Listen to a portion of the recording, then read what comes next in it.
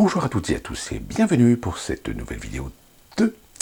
Eh bien aujourd'hui, nous sommes à quelques jours, maintenant 6 jours précisément, de la date fatidique, c'est-à-dire celle du 3 novembre 2020 qui devrait déterminer si nous allons embrayer sur 4 ans pour une réélection de Donald Trump ou si nous allons embrayer 4 ans avec Joe Biden, même si, je le répète, je suis moi convaincu que Joe Biden ne fera pas les 4 ans, tout simplement parce que, encore hier, on a eu la démonstration du problème fondamental qu'il y a avec Joe Biden, c'est qu'il devient sénile, le garçon, puisqu'à un moment donné, alors je ne sais plus dans quel meeting il était, mais il y a des journalistes qui lui ont posé une question et il a commencé à vouloir répondre, mais on sentait bien qu'il était complètement paumé, c'est-à-dire qu'il cherchait ses mots et il cherchait ses mots en même temps, on sentait bien qu'il ne savait pas quoi répondre.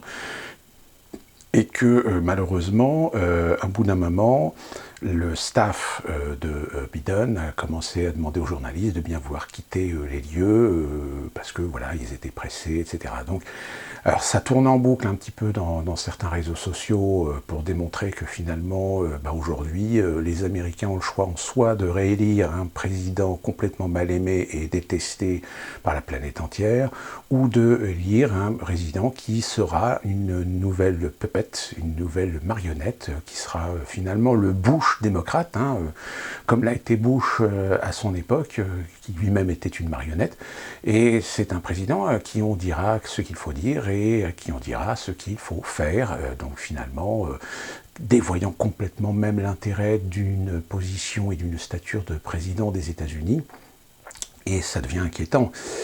Donc c'est pour ça que moi personnellement je pense que pour un minimum de crédibilité, les démocrates ne pourront pas laisser Joe Biden en place pendant 4 ans, parce que ça sera trop voyant finalement. Donc aujourd'hui je voudrais revenir un petit peu sur la situation, où est-ce qu'on en est, et répondre à cette question qu'on me pose depuis un certain temps maintenant, savoir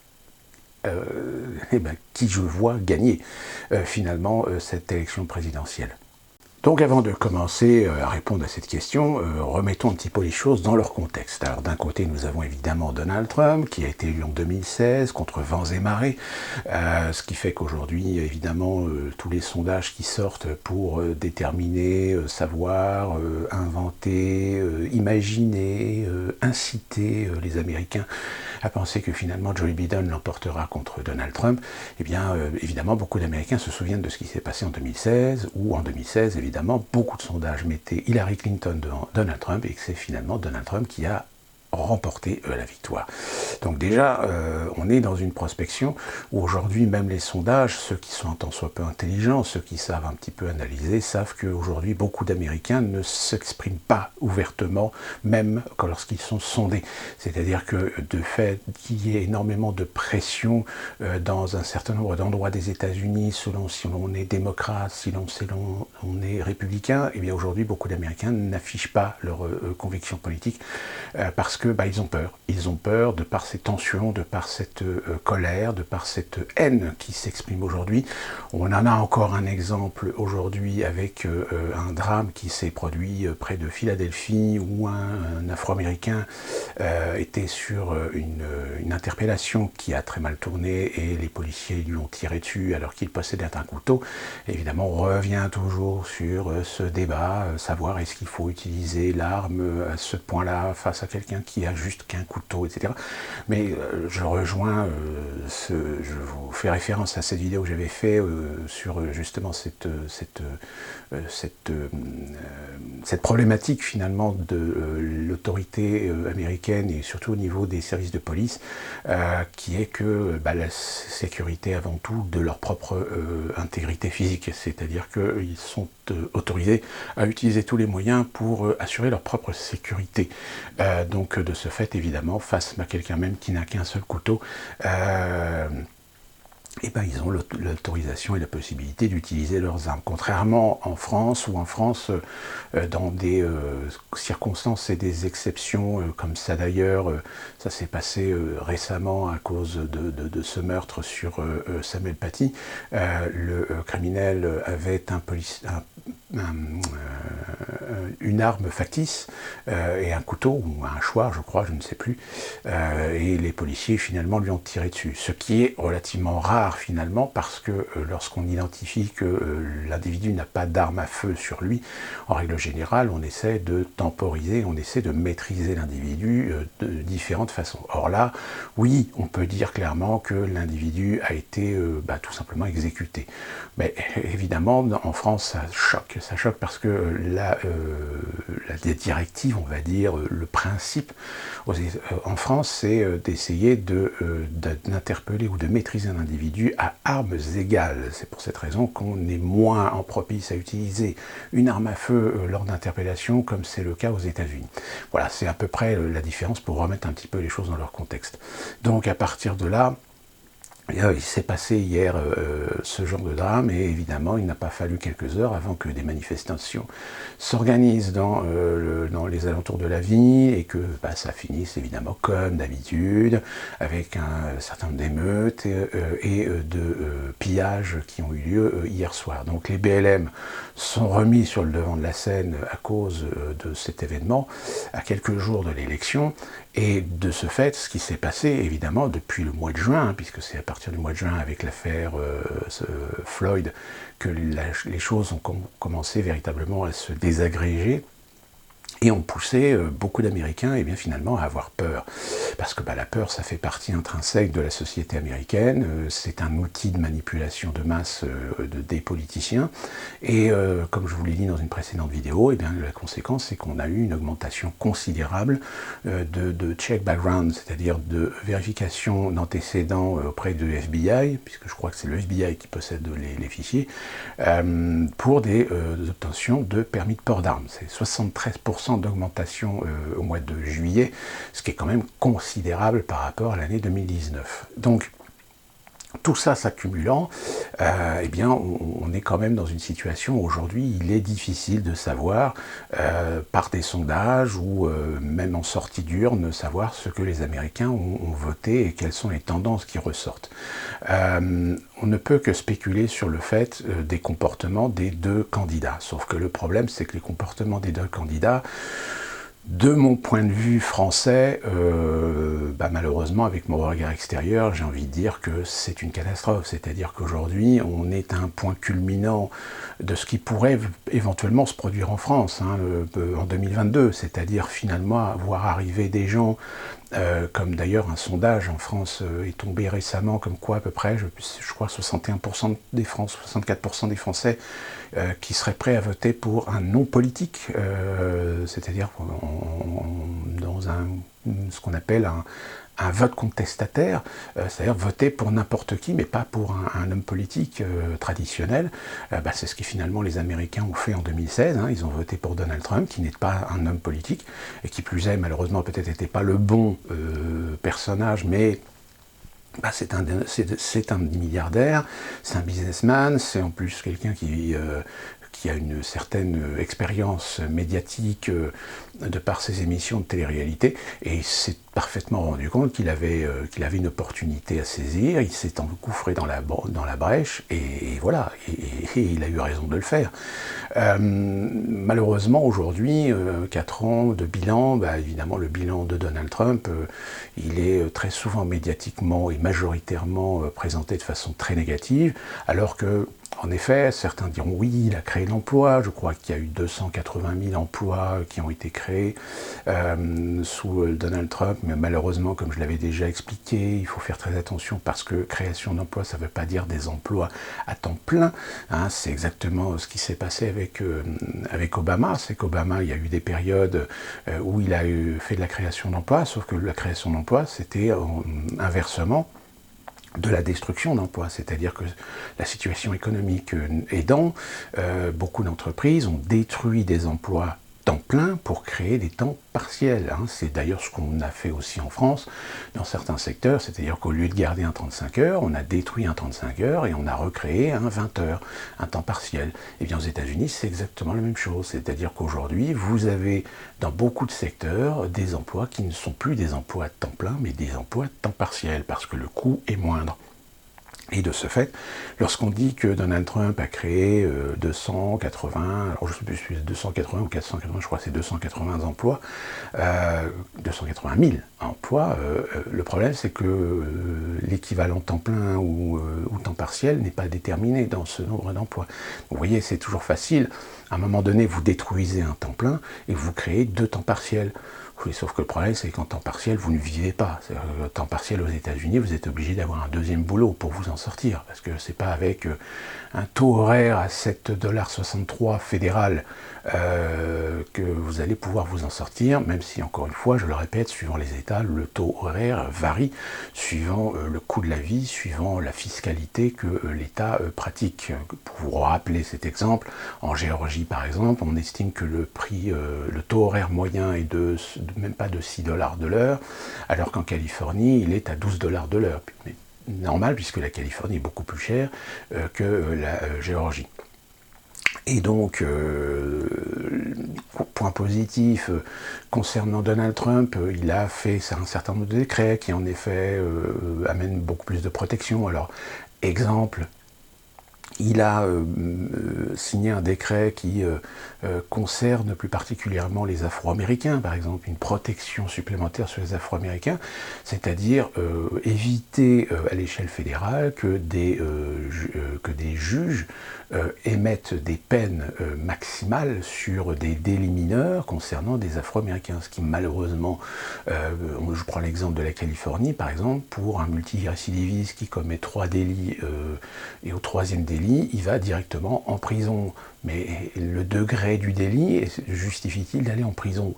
Et c'est là que pose le problème. Et malheureusement, comme souvent, les petits délits sont commis par des gens issus de la communauté afro-américaine, et bien c'est pour cette raison que beaucoup d'Afro-Américains se retrouvent en tôle, mais parfois pour des délits tout à fait mineurs. C'est-à-dire qu'il n'y a pas de violence, il n'y a pas de violence caractérisée, il n'y a pas de brutalité, il n'y a pas de conséquences physiques ou morales sur des personnes. Ce ne sont que des vols matériels, purement et simplement. Et bien malheureusement en Californie, au bout du 3e vol, vous finissez en tôle. Donc Donald Trump a quand même signé un décret qui désormais légitime de prendre la mesure du degré de la faute pour ne pas envoyer systématiquement des Afro-Américains en prison. Donc voilà, c'est ce genre de choses qu'évidemment les médias ne parlent pas, que même en face les anti-Trump n'admettront jamais qu'il a quand même fait des choses intéressantes. Malheureusement, comme le disent très souvent d'ailleurs un certain nombre d'Américains républicains, conservateurs, c'est que s'ils considèrent que le bilan politique de Donald Trump peut être mitigé, ce qui pose le plus de problèmes, c'est Donald Trump lui-même, c'est l'homme, c'est-à-dire son comportement, sa dialectique, sa syntaxe qu'il utilise, qui, comme je ne pourrais pas vous le décrire précisément si vous ne parlez pas l'anglais, est tout à fait, en effet, pas du tout à la hauteur de ce qu'on attend à un président. Et il est vrai que si vous comparez la façon de parler, la façon de discourir entre Donald Trump et Barack Obama, par exemple, eh bien c'est le jour et la nuit, complètement. Donc à ce niveau-là, évidemment, en matière d'image, en matière de comportement, et puis aussi le fait qu'il a des conseillers, mais que les conseillers ne sont pas forcément très efficaces pour lui donner tous les éléments, ou alors peut-être qu'il n'apprend pas ses leçons aussi. Donc c'est pour ça que très souvent il est très approximatif, très souvent il utilise des non-dits, des éléments de surface et des éléments de langage très superficiels, mais ceci dit, on est quand même aux États-Unis, et le discours superficiel, c'est une tradition, ne l'oublions pas, puisque même Joe Biden fait lui aussi de l'approximation dans ses propos qui ne sont que des propos de surface. Et en ce qui concerne donc Donald Trump, aujourd'hui, il est très difficile de déterminer sa popularité, même si, encore une fois, les meetings qui ont eu lieu donne un aperçu de sa popularité. Le seul problème, c'est que si Donald Trump fait des meetings où la distanciation sociale n'est pas respectée, chez les démocrates, eux, ils font des meetings, mais en respectant les distanciations sociales. Donc évidemment, les meetings des démocrates sont ridicules. À la limite, faire des meetings dans ces conditions-là, autant faire des meetings sur des lives en direct, par des biais de sites, etc., ça sera beaucoup plus efficace que de faire des des meetings sur place pour rencontrer une dizaine de personnes, comme ça a été le cas la semaine dernière avec Kamala Harris sur la ville de Asheville, qui est pourtant une ville qui est la ville la plus démocratique, enfin la plus démocrate pardon, et la plus progressiste de Caroline du Nord, et qui malheureusement s'est retrouvée en face de quelques dizaines de personnes installées dans des cercles tracés au sol. Enfin c'était ridicule quoi. Et à côté de ça, ici vous avez Donald Trump qui finalement a fait un meeting avec rassemblant beaucoup de personnes. Hein. Alors après, certains me diront oui, mais tout dépend des angles de caméra, etc. Oui, tout à fait. On est tout à fait d'accord sur le fait qu'aujourd'hui, les meetings et même toutes les grandes rencontres politiques, tout est calculé en matière de communication et d'image. Et en règle générale, on essaie de faire en sorte de montrer les images qui ont l'aspect de pouvoir démontrer qu'il y a beaucoup de monde, alors qu'en réalité, tout le monde a été entassé suivant des angles de caméra pour donner l'illusion qu'il y ait beaucoup de monde, alors qu'en fait, il y a peut-être quelques milliers de personnes, ni plus ni moins, mais n'empêche que quand même, c'est des outils de communication qui fonctionnent. Donc voilà, Donald Trump, moi personnellement je ne suis pas pour que Donald Trump continue un 4e mandat, même si je pense que Donald Trump était parti de bonnes intentions pour essayer de se mettre en opposition face à l'État profond. Malheureusement, très rapidement, il a été mis au pas par un certain nombre d'organismes, dont le Pentagone. Le Pentagone a eu un rôle assez important à peine un an après que Donald Trump ait pris le pouvoir, pour lui rappeler que s'il continue ses conneries, on trouvera le moyen de le dégager par quelque moyen que ce soit. Donc ça l'a calmé un petit peu. Et puis malheureusement, il s'est retrouvé un petit peu isolé. C'est-à-dire qu'aujourd'hui, Donald Trump, à la Maison-Blanche, ceux qu'il compte comme étant ou pouvant être des hommes de confiance, eh bien, on les compte sur les doigts d'une main. C'est-à-dire que Donald Trump, de toute façon, s'est attiré toutes les foudres de beaucoup de gens dans les administrations, chez les hauts fonctionnaires, dans les différents secrétariats. Donc aujourd'hui, Donald Trump est complètement isolé, complètement seul. Il ne tient que par l'intérêt qu'ont certains à le suivre, mais des intérêts qui sont purement personnels, des intérêts de carrière, on va dire. Mais pour moi, très sincèrement, Donald Trump, pendant 4 ans supplémentaires, de toute façon, je pense qu'il ne les fera pas parce que l'ultra-gauche, les philanthropes de gauche, les démocrates ou les mouvements progressistes, etc., de toute façon, mettront le bordel dans le pays au point de le pousser dehors. Ça, je pense que de toute façon, quitte même à provoquer une guerre civile. Ça, je pense que c'est une option qui est tout à fait envisageable aujourd'hui. Parce que les sudistes, jusqu'à présent, ont essayé de rester calmes contre les attaques qu'ils subissaient de la part des progressistes, de la part des différentes mouvances progressistes qui veulent détruire et faire disparaître la culture sudiste, parce que l'assimilant et faisant en sorte de l'assimiler à toute l'historique de la culture sudiste, la guerre des confédérés, le racisme, l'esclavagisme, etc. Alors que ça concerne vraiment une extrême minorité d'Américains dans le Sud. En règle générale, les sudistes ne font que cultiver leur spécificité de culture, un peu au même titre que ce que font les Bretons, les Savoyards, les Provençaux, les Catalans, les Basques, etc. En Europe et en France, sans vouloir emprunter absolu et faire un suivi de leur historique, de leurs histoires ou de leurs traditions par rapport à l'esclavage, etc. Moi, je connais certains sudistes qui sont fiers d'être sudistes, mais qui ne sont pas du tout racistes, bien au contraire. Il y a même des Afro-Américains qui sont sudistes, mais sudistes de principe, de culture, sans avoir à faire de la référence absolue par rapport à l'histoire du passé de ces régions, de ces États du Sud qui ont été les derniers États à pratiquer l'esclavage comme aussi la ségrégation. Au contraire, je pense que les États sudistes, aujourd'hui, sont dans une évolution, dans un cycle d'évolution du bon côté, c'est-à-dire de cette réconciliation entre les Blancs et les Noirs, pour essayer de construire quelque chose des États sudistes. Et je peux même vous dire que je pense, de ce que j'ai pu analyser, de ce que j'ai pu observer, que les États du Sud, aujourd'hui, ont un potentiel non négligeable de redressement économique, justement par ces alliances, par cette évolution des mentalités qu'il y a aujourd'hui dans le Sud, surtout grâce aux jeunes générations qui aujourd'hui font passer un petit peu au-dessus les traditions ou les mentalités beaucoup plus conservatrices qu'elles n'y paraissent.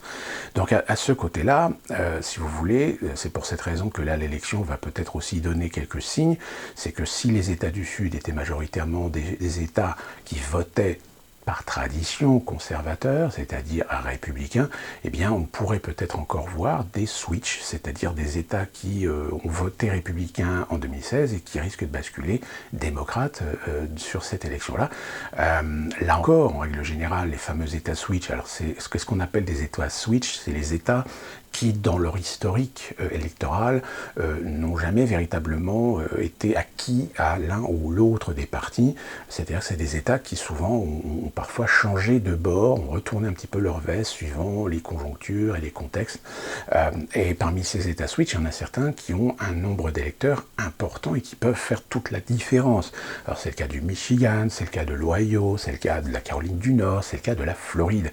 Et la Floride a toujours été très importante parce que la Floride, c'est un des États les plus peuplés avec la Californie. La Californie, de toute façon, elle est définitivement progressiste, donc on sait déjà que c'est les nombres d'électeurs de Californie qui sont les plus importants des 50 États sont acquis en règle générale aux démocrates,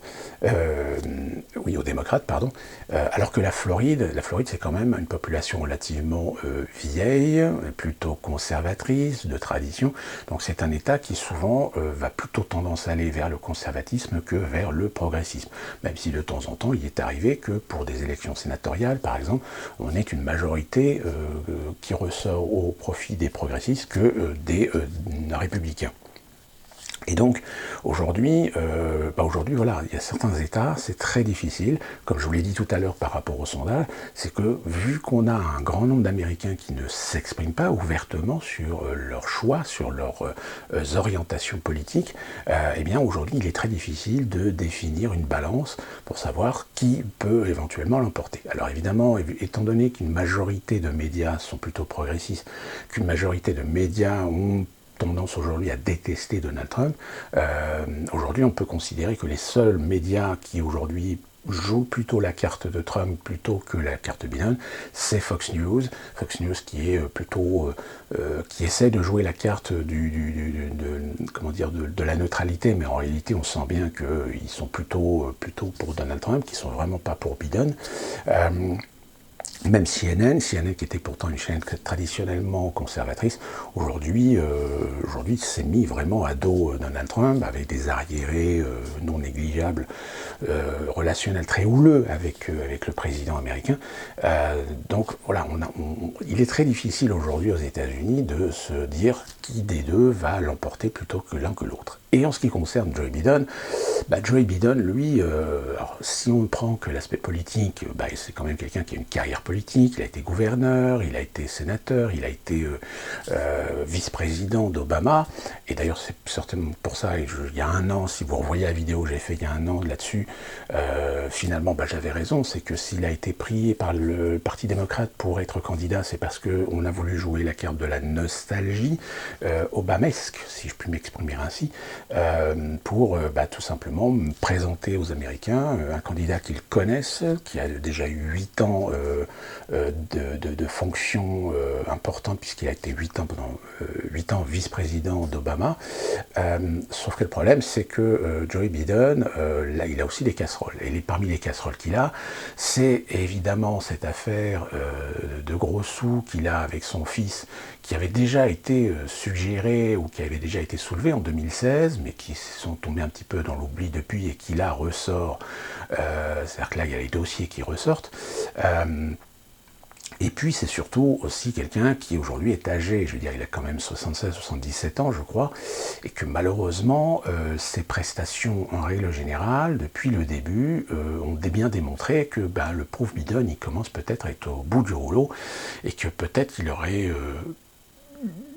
plutôt été judicieux qu'il prenne sa retraite du fait que dans son élocution, dans sa façon d'argumenter, sa façon de présenter, sa façon de développer des sujets, et là on se rend compte qu'en effet il y a un problème. Il y a un problème de maîtrise des sujets, il y a un problème d'élocution, il y a un problème de mémoire. Récemment on l'a allumé sur le fait qu'il parlait de Donald Trump mais qu'il s'est confondu, il s'en mêlait les crayons, il appelait Donald Trump Bush. Enfin, il y a des moments où on sent qu'il a des absences finalement, c'est-à-dire que quand il parle, il y a un moment donné, on sent qu'il y a une déconnexion entre ce qu'il dit et ce qu'il pense. Peut-être qu'il ne le pense pas d'ailleurs, mais enfin, il y a un problème. Et ce qui fait qu'évidemment, élire Joe Biden aujourd'hui à la tête du pays, c'est comme je vous l'ai dit tout à l'heure, c'est élire une marionnette. Parce que tout seul, il n'est pas capable de gérer le pays, il n'est pas capable de prendre des décisions, il n'est pas capable de mener tel un leader, un pays tel que les États-Unis, et que forcément, il va falloir mettre derrière lui des gens qui feront le boulot. Exactement comme ce qui s'est passé avec George W. Bush. George W. Bush a été la marionnette, et derrière, qui était au contrôle? C'était Dick Cheney, c'était Rumsfeld, c'était tous ces gens-là qui ont finalement sont les responsables des croisades américaines au Moyen-Orient. Donc voilà, il est là le dilemme aujourd'hui. Rendez-vous compte que même si en France, le dilemme, ça a été de choisir soit Marine Le Pen ou Emmanuel Macron, là aux États-Unis, aujourd'hui, il y a beaucoup d'Américains qui se rendent compte qu'ils ont un non-choix. Il y a un article d'ailleurs du New York Times qui fait référence à une expérience où, je crois, il y a 546 ou 526 Américains, donc de tous bords, de toute conviction, etc., qui avaient participé à une expérience près de Dallas où sur certains sujets, on leur demandait leur avis, on leur demandait de voir, de discuter entre eux de tous ces sujets.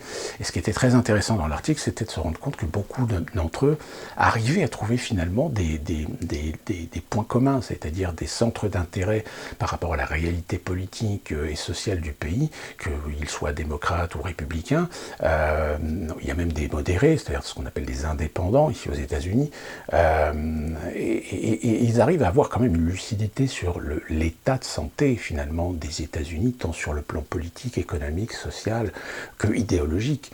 Il y en a même certains qui se disent, vous avez des démocrates par exemple qui disent qu'ils vont voter Joe Biden, mais ils le font par obligation, parce qu'ils ne veulent plus de Donald Trump, mais que finalement le Parti démocrate ne leur a pas laissé le choix.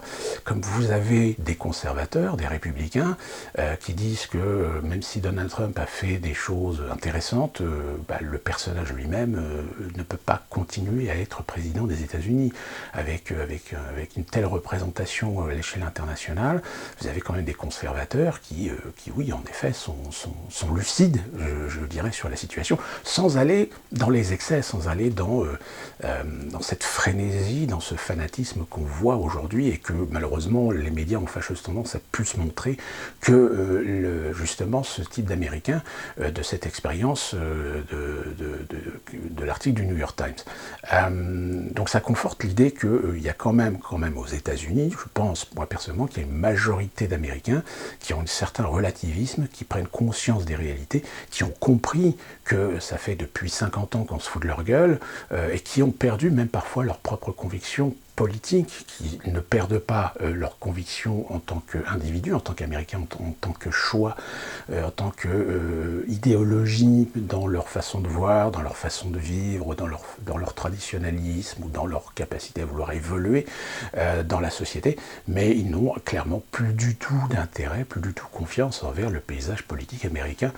Et donc c'est pour ça que cette élection finalement n'est pas importante et n'est pas presque historique du fait des deux candidats, mais du fait qu'aujourd'hui, il y a véritablement une prise de conscience d'un grand nombre d'Américains.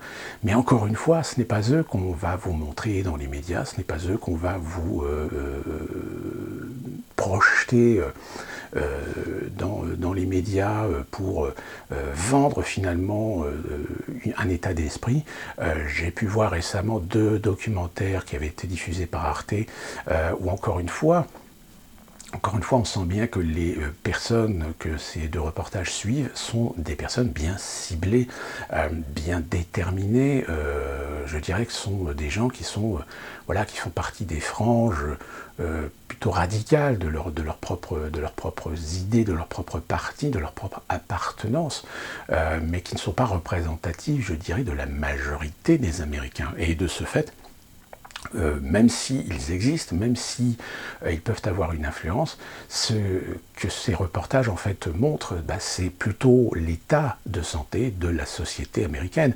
Et c'est encore plus renforcé avec le film Borat 2, que vous avez peut-être entendu parler, de Sacha Baron Cohen, qui est désormais disponible, alors je pense en France aussi, sur Amazon Prime. Là encore, ce qui est très intéressant dans son film, c'est que le fait d'exposer vraiment la situation de l'Amérique profonde, parce que je vous le dis, Borat dans le film, on voit bien que c'est l'Amérique vraiment profonde, eh bien on se rend compte que il met des gens dans des situations que nous autres Français par exemple, ça serait inacceptable. Alors je ne vais pas spoiler le film, si vous avez envie de voir le film, je vous invite instamment à voir le film, mais il y a des situations où malheureusement on voit bien l'hypocrisie, c'est-à-dire que c'est le business qui prime au détriment de la raison, au détriment de l'humanisme qu'on se doit d'avoir envers certaines situations. Et malheureusement c'est ça, c'est cette incapacité à un moment donné de réagir parce que tout d'un coup, se trouvant devant une situation extrême, sont complètement désarmés, complètement émasculés, de réactifs, de réagir de façon intelligente, de façon humaine. Ils sont complètement déstabilisés et suivent un protocole de politesse, de courtoisie et parfois même de business. Le client est roi, donc le client peut très bien te demander allez, je fais juste un petit spoil, quand ils vont chez voir un médecin en chirurgie esthétique et qu'il lui demande pour sa fille de faire un nez juif, le nez bien, voilà, etc. Le médecin ne réagit pas. Le médecin ne réagit pas. Au contraire, il dit, mais oui, il n'y a pas de problème, on peut vous faire tout ce que vous voulez, etc. pour le business. Et c'est malheureusement ça. C'est vraiment intrinsèque, malheureusement, à la société américaine. C'est ce côté émasculé de la raison, du bon sens, de la réaction naturelle que l'on se devrait d'avoir face à certaines situations. Oui, c'est ça, c'est de l'impuissance finalement. C'est de l'impuissance par rapport à certaines situations, par rapport à certains contextes, qui fait que aujourd'hui, quand ce sont des gens comme ça qui votent, on sent tout de suite qu'ils votent, mais pas de façon intelligente. Et inversement, dans le film Borat, je rappelle quand même que Sacha Baron Cohen, ai-je besoin de le préciser, est juif, et il joue lui-même aussi par rapport aux personnes juives. Et il va justement dans une synagogue, il rencontre une personne âgée, il y va avec, il est habillé, il est costumé, en fait. Je vous dis pas, je vous invite vraiment à aller voir ce film, parce que au-delà du côté humoristique, du côté satire et caricatural de l'objectif du scénario du film, qui plus est, je rappelle, c'est à la fois de la fiction, mais de la fiction dans laquelle il colle des caméras cachées, où il met des gens vraiment dans des situations très, très instables, très conflictuelles finalement. Et on voit des réactions qui sont tout à fait à l'image même de la population, d'une partie de la population américaine. Et donc cette femme juive rattrape quand même le coup de l'humanisme, de la compréhension de la chose. Donc voilà, je ferme cette petite aparté là-dessus. Et donc de ce fait, pour essayer d'essayer tout simplement de convaincre les Américains de bien voter, c'est un peu ça, c'est un peu comme en France, c'est pareil, quand on incite les gens à voter Macron, non pas Macron, mais contre le Front National, contre le Rassemblement National, contre Marine Le Pen, scénario d'ailleurs dont tout le monde se doute bien qu'il veut certainement renouveler le scénario en 2022, eh bien tout est bon, je veux dire, moi tous les jours, je vais vous faire la démonstration maintenant, tous les jours je reçois un message sur ma messagerie personnelle, messagerie personnelle, de gens qui, c'est évidemment des associations, des groupes et des mouvements qui appellent les gens, qui envoient des messages, des SMS, etc., pour inciter les gens à voter. Et sauf que les messages que je reçois sont majorité des messages pour voter bidon. Et maintenant, ce que je vais vous montrer, c'est ce que je reçois tous les jours. Tous les jours, je reçois ce genre de choses. Voilà, ce sont des prospectus. Voilà. Alors, par exemple, vous avez voting. Voilà, ça ressemble à un courrier assez classique. Hein,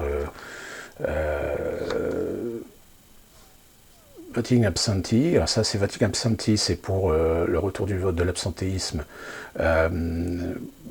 Voter le plus rapidement possible. Et il vous présente différentes options. Et évidemment, vous avez voilà, ce genre de prospectus. Hein. Alors ça, vous voyez la taille des prospectus, hein, c'est du carton, c'est du cartonné. Donc voilà, vous avez, voilà, tac tac. Donc là, c'est évidemment, hein, c'est du bidon, c'est que du bidon. Voilà, alors par exemple, vous avez ici, alors je cache l'adresse, hein, voilà, alors ça ressemble, vous voyez, ça ressemble à une publicité pour des chaussures, alors qu'en réalité, non. C'est du bidon. Ça, c'est pareil, hein, 39 États ont étendu le Medicare, mais durant la pandémie d'Anne Forest a dit non. Donc voilà, là, vous avez un argument contre le gouverneur de Caroline du Nord. Hein, donc ces prospectus sont spécifiques à l'État. C'est-à-dire que si vous calculez 50 États, vous avez 50 développements de communication spécifiques pour la campagne par rapport aux États. Hein. Donc vous voyez, vous avez par exemple celui-là, donc vous présente, ouais, la courbe, vous voyez, c'est pas bien, c'est 195 cas de Covid-19 en Caroline du Nord. Donc ça, c'est évidemment de l'argumentaire contre le gouverneur. Donc, vous voyez, c'est... voilà, tac. Voilà, donc c'est... Vous voyez la taille un petit peu du prospectus. Donc voilà, encore une fois de plus, c'est...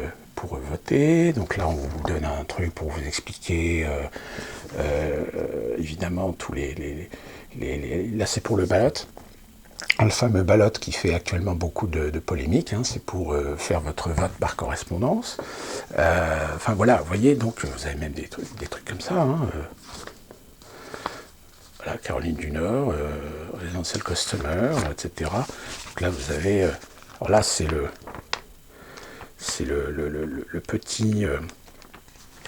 petit manuel qui présente tous les candidats qui sont en liste, etc. Donc vous voyez, là j'en ai tout un paquet. Hein, voilà.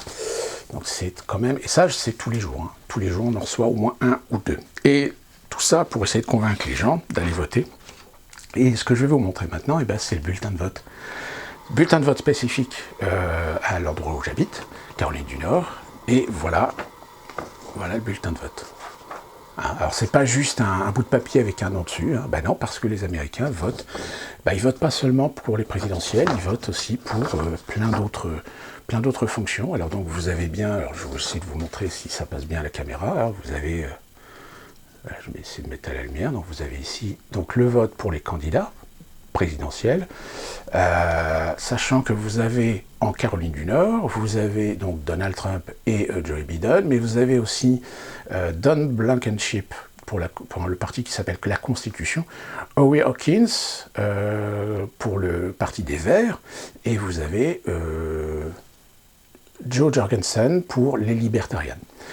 Donc même si les deux candidats principaux, c'est les deux candidats du bipartisme américain, vous avez d'autres candidats selon les États. Chaque État va proposer aussi aux candidats de voter pour un candidat à la présidentielle. Et puis, ils ont voté pour un renouvellement de position au niveau du Sénat, de la Chambre des représentants pour le district 5. Ici, en Caroline du Nord, ils vont revoter pour renouveler soit ou changer de gouverneur, du lieutenant-gouverneur, du commissionnaire de l'agriculture, du commissionnaire d'assurance, du commission du travail, du secrétaire d'État, etc., etc. Donc vous voyez, il y a vraiment, et ça va jusqu'à vouloir élire aussi des gens au niveau des districts. La Cour de justice, par exemple, les Américains élisent leurs juges, ils élisent leurs shérifs, leurs responsables de la police, et puis les responsables aussi des bureaux, des administrations. Par exemple, vous avez pour le comté, vous avez des candidats pour le bureau de la commission du Sherriesville, de Condor Mountain, Gastonia, South Point, et puis il y en a d'autres, voilà, pareil pour les responsables de l'éducation, les responsables, donc des responsables de comté, des responsables à l'échelle de l'État, etc. Donc vous voyez, donc vous comprenez pourquoi il y a aujourd'hui des endroits où les bureaux de vote, vous avez des queues énormes, parce que tout simplement les gens vont voter, mais quand ils vont voter, ça ne dure pas 30 secondes, ça peut durer des fois de 5, 10 à 20 minutes, parce que évidemment, comme il y a du vote électronique, si vous avez des personnes âgées qui vont en face d'un écran, déjà les personnes âgées, c'est un peu difficile d'utiliser les écrans électroniques et tactiles, surtout quand vous n'avez pas des problèmes techniques, comme il y a déjà eu et qu'il va y avoir certainement. Donc c'est pour ça qu'aujourd'hui, parler qu'il y a 60 millions d'Américains qui ont déjà voté, à la limite, c'est pas plus mal parce que ça va permettre d'alléger le vote du jour même. C'est-à-dire que si on a déjà 60 millions d'Américains qui ont voté, ça veut dire qu'on a déjà peut-être une tendance. Alors, évidemment, là, je peux vous dire qu'en matière de sécurité, sécurisation des données, là, on est au maximum, à l'optimum de tout ce que vous voulez. Personnellement, sur Internet, même sur des réseaux de pirates, de hackers, etc., on n'a pas d'informations. Donc ça veut dire que pour l'instant, il n'y a rien à filtrer. Donc voilà ce qui fait aujourd'hui, quelques jours de l'échéance, l'actualité en ce qui concerne les États-Unis. Tout le reste aujourd'hui à peu près disparu, si ce n'est évidemment toutes les polémiques, les tentatives de remettre des affaires sur le dos de Donald Trump avec le Russiagate. Récemment, la semaine dernière, il y a le FBI qui a fait une alerte en disant que l'Iran faisait de l'influence. C'est-à-dire essaie d'influencer l'électorat américain, que les Russes auraient obtenu des données d'électeurs américains, etc. Enfin, le problème, c'est qu'on est aux États-Unis. Aux États-Unis, tout est permis. C'est-à-dire que même quand vous voyez aujourd'hui les propos des Américains, le propos des politiciens américains entre eux, c'est très violent, c'est très brutal. C'est beaucoup plus brutal que ce qu'on fait en France. Ça s'insulte, même des fois. Donc il y a un moment donné où voilà, beaucoup d'Américains aujourd'hui veulent que ça s'arrête vivement le 3 novembre pour que tout ça s'arrête, qu'on sache où est-ce qu'on va. Après, voilà, on avisera. Je pense que malheureusement, beaucoup d'Américains aujourd'hui sont dans cet état d'esprit, c'est de se dire que suivant qui sera élu, ça va forcément déterminer des décisions, des choix, peut-être des nouvelles orientations de la part des Américains par rapport à certaines conséquences, comme je vous dis, conséquences nationales, mais aussi conséquences au niveau des États, parce qu'il y a certains États, peut-être les gouverneurs vont changer, vont basculer de démocrates à républicains, de républicains à démocrates, surtout aussi au niveau de certaines villes, puisqu'il y a certaines villes où les maires vont être aussi soumis à l'élection. Et je pense évidemment à tous ces maires démocrates de certaines grandes villes américaines qui ont été dans l'actualité à cause des émeutes, des pillages, etc. Ce qui forcément va avoir des conséquences. Parce que vu l'immobilisme, vu la complaisance de certains maires vis-à-vis du mouvement BLM, on peut dire qu'il y a certains Américains, même des progressistes, qui ne sont plus trop d'accord avec ces orientations et ces choix politiques, à savoir que les BLM vont devenir un problème, même pour Biden, parce qu'il y a un moment donné où les BLM va falloir remettre un petit peu les choses au clair, pour savoir est-ce que vous êtes là pour défendre les intérêts des Afro-Américains et défendre leurs droits civiques et faire évoluer la condition des Afro-Américains aux États-Unis, ou est-ce que vous êtes là pour foutre l'anarchie, pour foutre le bordel avec vos idées marxistes, parce que derrière il y a aussi tous les phénomènes de défense LGBT et un certain nombre d'idées qui sont inspirées justement du marxisme. Je pense par exemple à une des fondatrices de BLM qui est une anti-prison, c'est-à-dire qu'elle veut faire disparaître les prisons, elle veut au bénéfice de centres de rééducation, etc. Vous savez, un peu ces centres très bisounours. Donc ça, bon, enfin, voilà, on est dans un délire absolu. Donc voilà, pour l'instant, à cette question, savoir qui je vois gagner les élections présidentielles le 3 novembre, eh ben, je n'en sais rien. Je n'en sais rien parce qu'il y a tellement de choses dans la balance que c'est difficile. Et vu qu'on est quand même aux États-Unis et que les Américains sont parfois assez imprévisibles, à tort ou à raison d'ailleurs, est-ce que Donald Trump sera réélu? Alors si Donald Trump est réélu, alors là je vous dis pas... je pense qu'il y a beaucoup de gens qui habitent dans des grandes villes, etc., qui vont comprendre leur douleur, parce que déjà, il y a certaines villes, comme je pense à Portland, où le centre-ville, le prix de l'immobilier du centre-ville est maintenu artificiellement, parce que sinon, si on suivait les fondamentaux, le prix de l'immobilier à Portland s'effondrerait en flèche. Puisque je rappelle qu'à Portland, je crois qu'il y a aujourd'hui un certain nombre d'entreprises qui veulent quitter le centre-ville de Portland. Il y a même un projet de construction d'un immeuble de bureaux qui a été interrompu. C'est-à-dire qu'ils ont arrêté, ils ont abandonné le projet. Enfin, vous voyez les conséquences. Alors, je ne parle même pas des conséquences suite au Covid, parce que là, si en France et en Europe, là, vous allez droit dans le mur, économiquement et socialement, je pense qu'aux États-Unis, ça va nous arriver aussi, parce qu'il va y avoir forcément des reprises, parce que il y a les comportements de certains Américains qui sont comme en France, qui sont totalement irresponsables, qui ne font absolument attention à rien.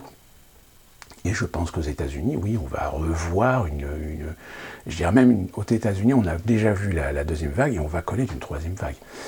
Sauf que, bon, encore, je ne vais pas revenir sur le Covid parce que c'est beaucoup sujet à polémique aujourd'hui sur l'interprétation qu'on fait des chiffres de gens contaminés. C'est-à-dire qu'on utilise en fait les gens qui sont positifs pour justifier une deuxième vague, alors que deuxième vague, qu'est-ce qu'on sous-entend par deuxième vague?